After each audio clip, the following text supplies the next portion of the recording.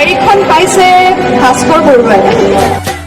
বৰষা পথাৰত ভনীতি ৰহে তই খালে বাই থাকিমে খালি দমৰালৈ পইচা দিব যাবানে ভনীতি ৰহে তই লাৱনি উঠতে মিচিকিয়া হাগিলৈ তোমাৰে কাৰণে মৰমো আছুতীয়া তোমাৰে কাৰণে মৰমো আছতীয়া সঁচাকৈ সুধিছো ভনীতি ৰহে তই যাবানে নোযোৱা জীৱন সংগী হ'বলৈ জীৱন সংগী হ'বলৈ